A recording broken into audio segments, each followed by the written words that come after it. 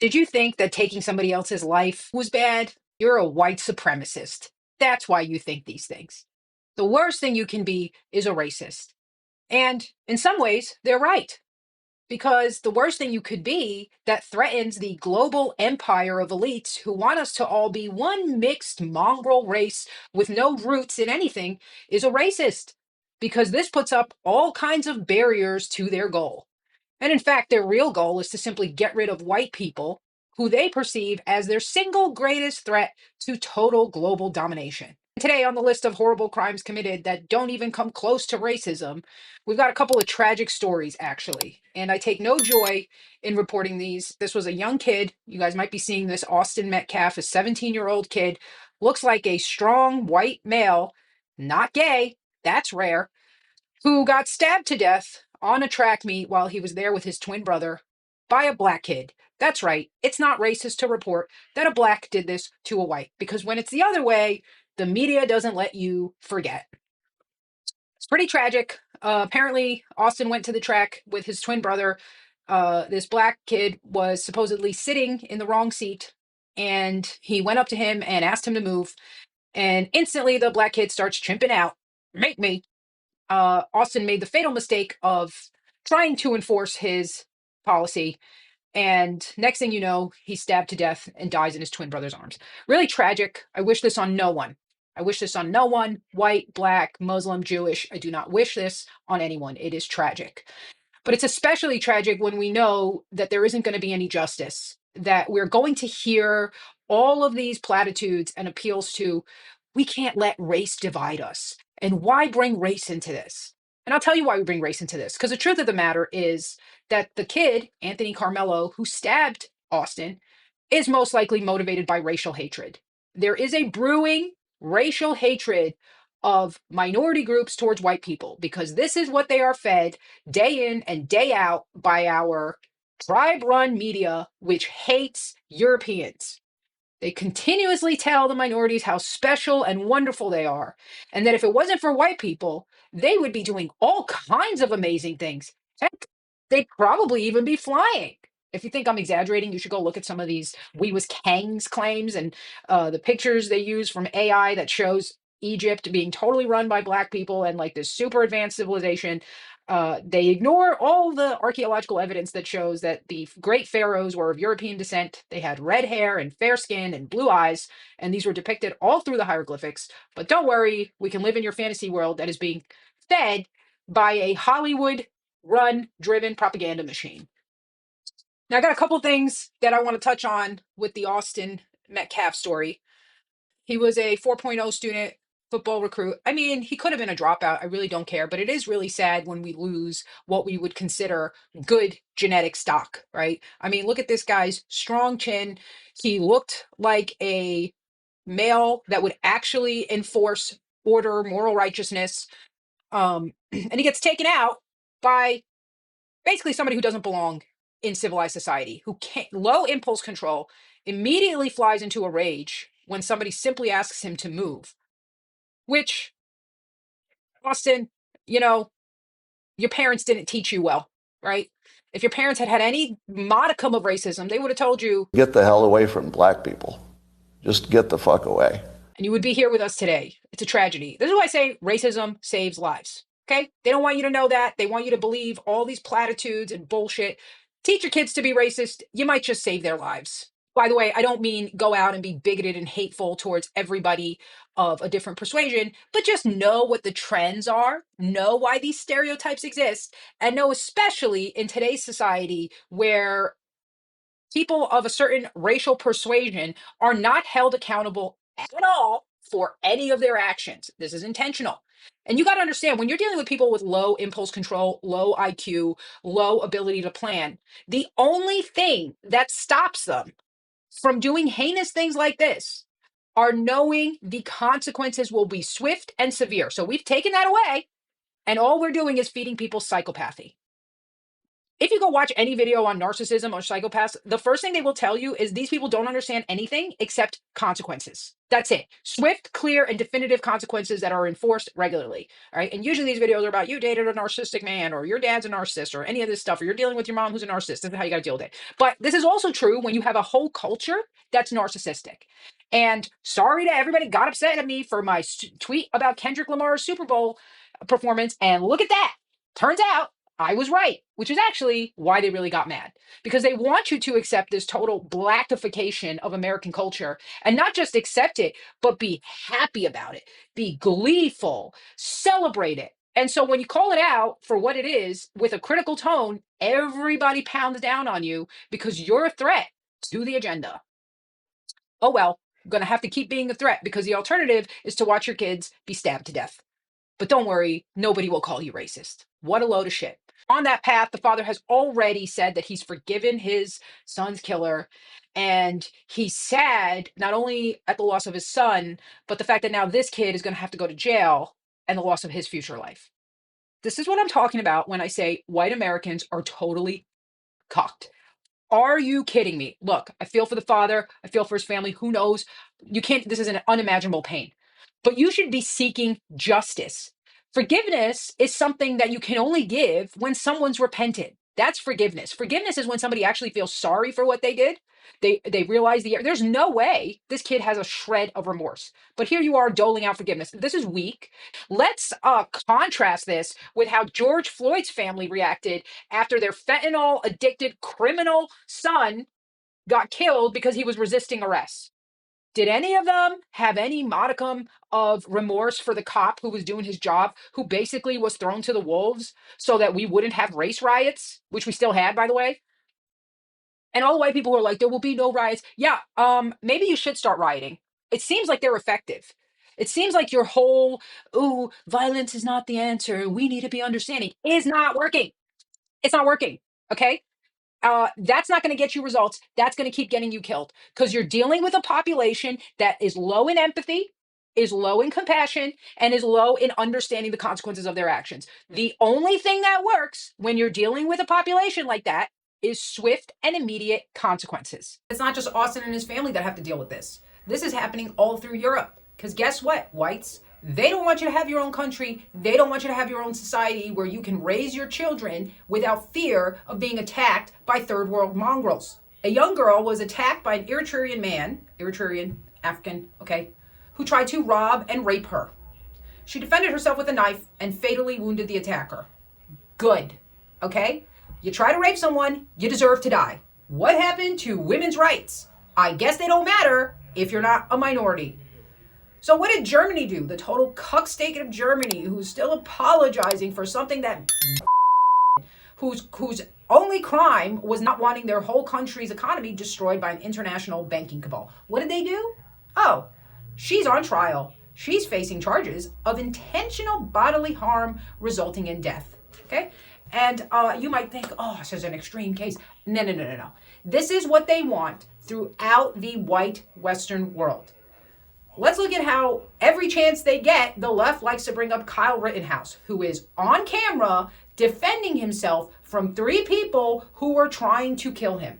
You need to get something straight. You are not going to win a logical argument with these people. You're not going to convince them of the truth of your side, because they don't care about the truth. They are motivated by an irrational hatred, resentment, and envy of you because of what you are. So, for all the cries of racist that they throw at you, the truth becomes that they are actually the racists that they keep crying out against. They are the bigots and the ones motivated by hate. And you're not going to win this over by appeals to empathy and compassion. You need to grow a pair. There needs to be a demand for serious and severe justice against these people who are not only the criminals, but also the criminal conspirators in our governments, the judges, the police, every single one of these people who are a part of why these policies are taking root. What's happening, especially in America, is you have a black population that believes simultaneously in their incredible abilities and magical powers, while also believing they are severe victims of discrimination. And nothing could be further from the truth. And we can see this most clearly with college admissions. So if anybody's been paying attention to Twitter, it's college admission season, and we are seeing post after post of stellar students getting 1580s or 1600s, by the way, which is a perfect score on their SAT, 4.0 GPAs, a crazy list of extracurriculars, overqualified candidates being rejected from college. How could that be? Well, we look at their race and then we see why. It makes perfect sense.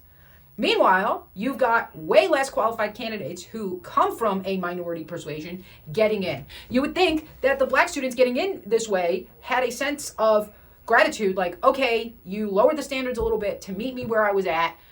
Maybe I didn't have the same abilities, but this is really nice. No. The arrogance of the psyche that's been created by this, and again, I obviously don't mean all black people. There's tons of black conservatives who work really hard for what they do, don't have this sense of entitlement and this arrogance about themselves, but that's not who I'm talking about. That's not the focus of my video. So I'd like to bring up two tweets that really demonstrate the absolute arrogance and why this is so infuriating. Zach Yadagari, 18 years old, 34 ACT, which is a perfect score, 4.0 GPA. He has a $30 million, I don't know what ARR stands for, biz, but I read his personal statement, and it's a tech company that he started, and I think it helps people lose weight. So this 18-year-old started a $30 million startup business, okay? And he still wants to go to college. Why? I don't know, Zach. He's going to go there to get indoctrinated by a bunch of Marxist professors who are going to repeatedly tell you how you're bad because you're white. Let's take a look at all the schools he got rejected from. Stanford, MIT, Harvard, Yale, Washington University, Columbia, UPenn, Princeton, Duke, USC, UVA, NYU. Well, that was a lost cause. Vanderbilt, Brown, Cornell. And I read his personal statement, and the personal statement was well written, and it talked about his journey from where he started kind of a little bit arrogantly and then realizing that he was missing some depth and the self-awareness that him as this young kid interviewing these people with 24 years of experience was kind of unordered. Let's leave it to what looks like a black male, Kareem Carr. He's a statistics person. Yeah, we'll see how much of a statistics person he is when he understands per capita. Says, whenever I see students with good grades but lots of college rejections, my first thought is a bad personal essay. Okay. First of all, this whole thing about writing a really good personal essay and then that somehow overshadows everything you do or don't do as a college student is the most Jewish thing I've ever seen in my life. It's not about what you do, it's about how well you can talk yourself into a certain position. That's great, because if I have a leak in my house, I don't want the best qualified plumber. I want the plumber who can tell me about how he overcame ethnic and minority hardship to become a plumber. And even though he's only got like a 60% success rate, it's still really important that I hire him.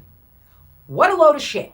On top of that, the arrogance of this guy says, as predicted, this guy's essay was kind of a disaster. Actually, it wasn't. It was really good. Let's contrast that with Lottie Day, yes, a black female, who doesn't post her statistics about grades or SAT scores because we already know they're not up to par. Got accepted into Columbia, read her essay. Her essay was not about anything she accomplished. Her essay was about things her dad and grandfather accomplished.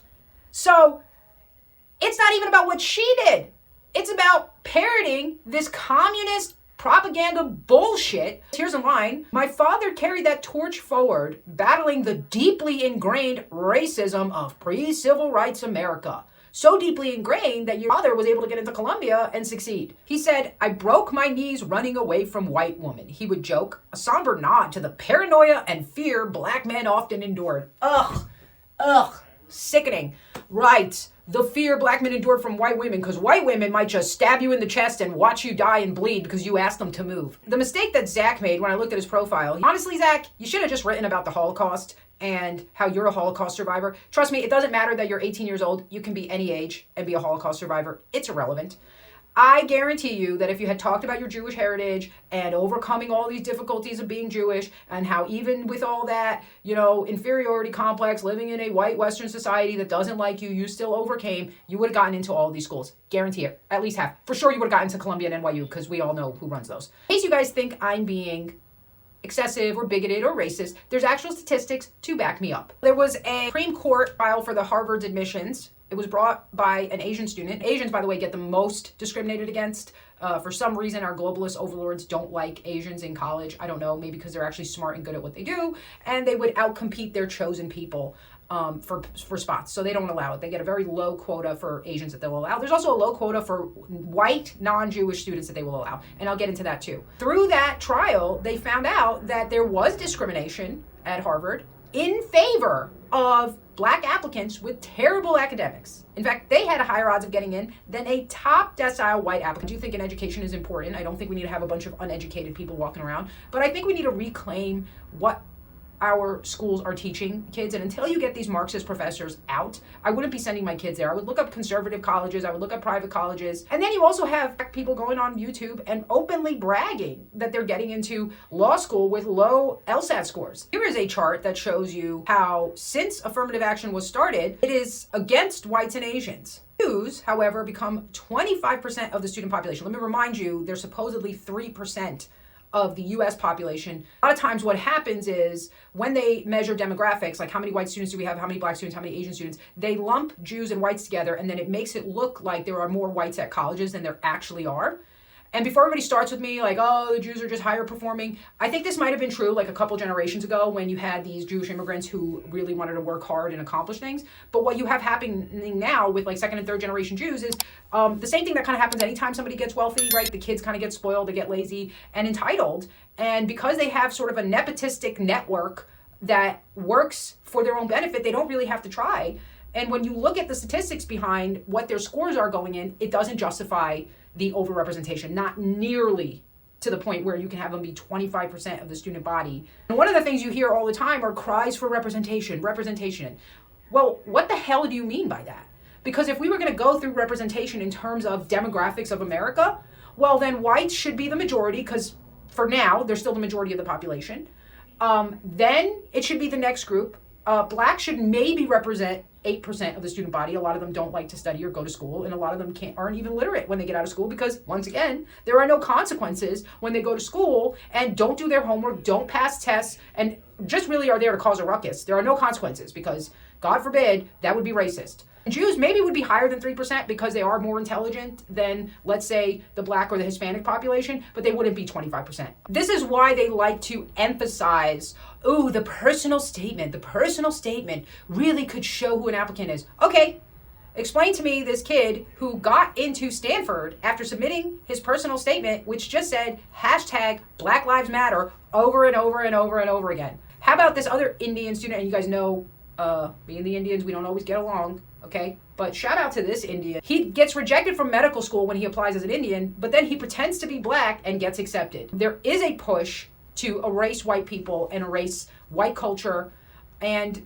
you're part of it, by the way. Your acceptance and toleration of this bullshit, your mimicking of this culture, your playing this music as if it's your music and it's just trash, shaking my ass. It's all CIA driven, by the way. It's the complete demoralization of the culture. And what you have to do is look at yourself.